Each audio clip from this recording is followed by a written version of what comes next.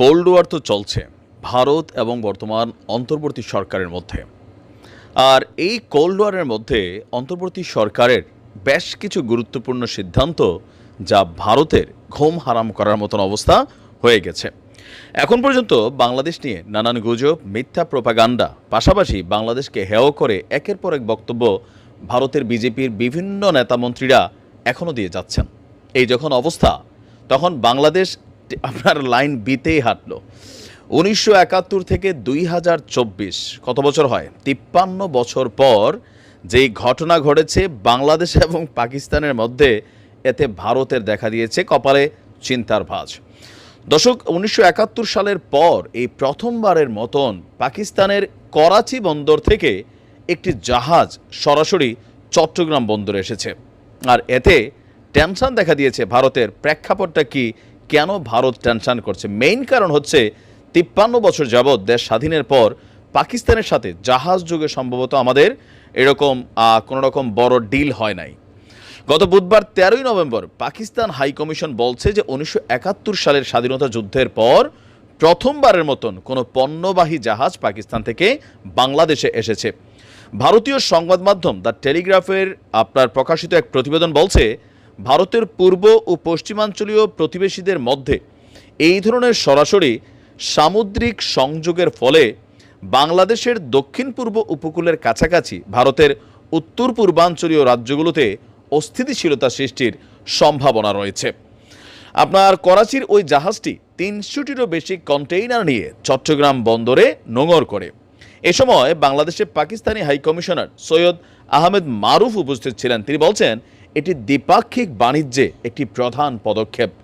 এই নতুন রুটটি supply চেইনকে streamline করবে, ট্রানজিটের সময় কমিয়ে দেবে এবং উভয় দেশের জন্য ব্যবসার নতুন দ্বার খুলবে।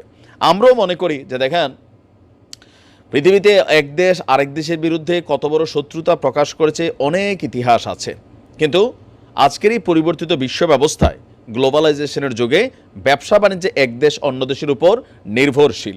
তো সেক্ষেত্রে বাংলাদেশ এবং পাকিস্তানের মধ্যে ব্যবসা হতেই পারে, এটাতে খারাপের কোনো কিছু আমার কাছে ব্যক্তিগতভাবে মনে হচ্ছে না। যদি বাংলাদেশ থেকে কোনো পণ্য পাকিস্তানে যায়, পাকিস্তানের পণ্য বাংলাদেশে আসে, এটা আমাদের জন্য ভালো হবে। কি, বাংলাদেশে যারা একচেটিয়া ব্যবসাগুলো করছে, লাইক ভারত, এখানে তো বড় ধরনের একচেটিয়া ব্যবসা করছে চীন, আর পাকিস্তানের প্রোডাক্টের কোয়ালিটি এগুলো কিন্তু ইন্টারন্যাশনাল মানেরই কোয়ালিটি।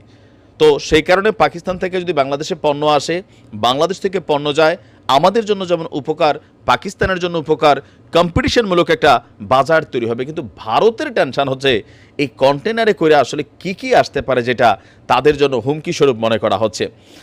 বাংলাদেশ এবং পাকিস্তানের কর্মকর্তারা যখন বিষয়টি নিয়ে উচ্ছ্বাস প্রকাশ করেছেন, আপনার বাংলাদেশের একজন বিশেষজ্ঞ তিনি বলছেন যে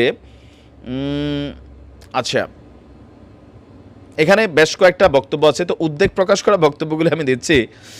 চট্টগ্রাম এবং মোংলা বাংলাদেশের দুটি প্রধান বন্দর এবং উভয়ই 5 দশকেরও বেশি সময় ধরে পাকিস্তানের সীমানার বাইরে ছিল। সিঙ্গাপুর বা কলম্বোতে ট্রান্সশিপমেন্টের মাধ্যমে দুই দেশের মধ্যে এতদিন বাণিজ্য হতো। এখন যেহেতু পাকিস্তানি জাহাজগুলো সরাসরি চট্টগ্রামে আসবে, আপনি বাংলাদেশের নিষিদ্ধ পণ্য পাঠানোর এবং ভারতের বিদ্রোহী গোষ্ঠীগুলোর এতে যুক্ত হওয়ার সম্ভাবনা উড়িয়ে দিতে পারবেন না। মানে ভারত মনে করছে এই কন্টেনারে করে অস্ত্রশস্ত্র অথবা গোলাবারুদ নানান কিছু আসতে পারে, যেটা সরাসরি ভারতের যে বিচ্ছিন্নতাবাদী সশস্ত্র গোষ্ঠীগুলো আছে তাদের হাতে পৌঁছাতে পারে। চট্টগ্রামে 2004 সালে যে 10 ট্রাক অস্ত্র উদ্ধারের ঘটনা ঘটেছিল, সেই ঘটনাটাকেই এখানে আপনার আরও একবার ফোকাস করা হলো। প্রতিবেদন বলছে, পাকিস্তানের গোয়েন্দা সংস্থা আইএসআই এর একটি অভিযানে প্রায় 1500 চীনা অস্ত্র উদ্ধার হয়েছিল, যার মূল্য আনুমানিক $4.5 থেকে $7 মিলিয়ন। সমুদ্রপথের ট্রলারে চট্টগ্রামে পৌঁছেছিল অস্ত্রগুলো। এই অস্ত্র ছিল আসামের নিষিদ্ধ সংগঠন উলফার। বুঝতে পারছেন ভারতের টেনশনটা কোথায়?